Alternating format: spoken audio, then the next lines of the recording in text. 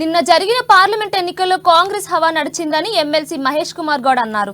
రాష్ట్రంలో అధిక స్థానాల్లో గెలిచి తీర్తామని ఆయన ధీమా వ్యక్తం చేశారు. బీజేపీ ఎంపీ అరవింద్ మాటలను ప్రజలు నమ్మలేదని, నిజామాబాద్ పార్లమెంట్లో కూడా పోలింగ్ తమకు అనుకూలిస్తుందని ఎమ్మెల్సీ మహేష్ కుమార్ గౌడ్ స్పష్టం చేశారు. ఇక నిజామాబాద్ పార్లమెంట్లో హస్తం పార్టీ గెలుపు తథ్యమంటున్న మహేష్ కుమార్ గౌడ్ తో మా నిజామాబాద్ ప్రతినిధి నవీన్ ఫేస్ టు ఫేస్.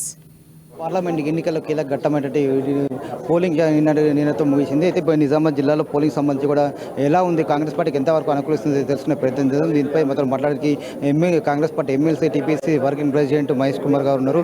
వీరిని అడిగి మెలుసుకుని అన్న చెప్పండి, ప్రధానంగా నిన్న జరిగిన పోలింగ్ ఎలా చూస్తారో, మీకు పార్టీకి ఎంతవరకు అనుకూలిస్తున్నాము?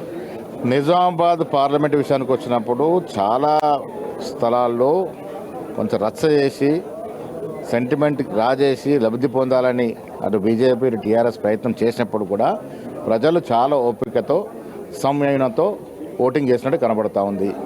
నిజమైన లౌక్యవాదం నిరూపించిన నిజామాబాద్ పార్లమెంట్ ప్రజలు ఇక్కడ జీవన్ రెడ్డి గారు అభ్యర్థి అవ్వడం వల్ల మాకు ఒక ప్రత్యేకంగా ప్రజలు ఆదరణ పొందగలిగినాం. వారికి ఉన్న అనుభవం, వారికి ఉన్నటువంటి రాజకీయ అనుభవం, వారికి ఉన్న ఓపిక, వారికి ఉన్న తెలివితేటల వల్ల నిజామాబాద్ పార్లమెంట్కి కేంద్ర ప్రభుత్వం పోరాడి ఫలాలు తీసుకొస్తున్న నమ్మకం ప్రజలు కనబడింది. కాబట్టి వారికి అత్యధిక శాతం ఓటింగ్ జరిగిందని అనుకుంటా ఉన్నాం. అదేవిధంగా రాష్ట్ర వ్యాప్తంగా కూడా రాహుల్ గాంధీ, ఖర్గే గారు, ప్రియాంక గాంధీ పర్యటనతో పాటు రేవంత్ రెడ్డి గారి యొక్క మంత్రివర్గం ఇస్తున్నటువంటి 6 గ్యారంటీలు కానీ, వారు 4 నెలలుగా ప్రజలకు ఇస్తున్నటువంటి సుపరిపాలన కానీ, ఇవన్నీ కూడా తోడ్పడ్డాయి. ప్రభుత్వం మీద ఉన్నటువంటి పాజిటివ్ ఓటు ఇవాళ జరిగిన ఎన్నికల్లో ఓటింగ్ శాతం పెంచింది అనుకుంటా ఉన్నాం. ఇవన్నీ కూడా మాకు లాభిస్తాయి. పసుపు వార్డు కూడా ఏర్పాటు చేస్తున్నాం, మోడీ చరిష్మా కూడా కొనసాగుతుంది, ఖచ్చితంగా తామే గెలుస్తామని చెప్పి అరవింద్ చెప్తున్నాం. 5 ఏళ్ల ముందు పసుపు గురించి వాగ్దానం చేసిండు, అది తుంగలో పోయింది. కొన్ని ప్రధానమంత్రి వచ్చి వాగ్దానం మనం నిలుస్తుందంటే అది కూడా టెక్నికల్ స్పెసిఫికేషన్ నిలవట్లేదు.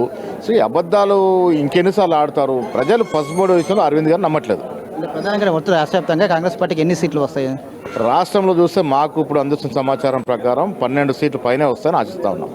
ప్రధానంగా ఒకటి చెప్తున్నారు. అదే నిన్న జరిగిన పోలింగ్ సంబంధించి కూడా తాము ఖచ్చితంగా నిజామాబాద్ జిల్లాలో పార్లమెంటు పరిధిలో మాత్రం కాంగ్రెస్ పార్టీ గెలుపొంది తిరుగుతుందని చెప్పి, రాష్ట్ర వ్యాప్తంగా కూడా అధిక స్థానాలు కూడా కాంగ్రెస్ పార్టీ కైవసం చేసుకుంటుందని చెప్పి కూడా టీపీసీసీ వర్కింగ్ ప్రెసిడెంట్ చెప్తున్న పరిస్థితి మాత్రం కనిపిస్తుంది. కెమెరామెన్ మైపుల్తో ANN న్యూస్, నిజామాబాద్.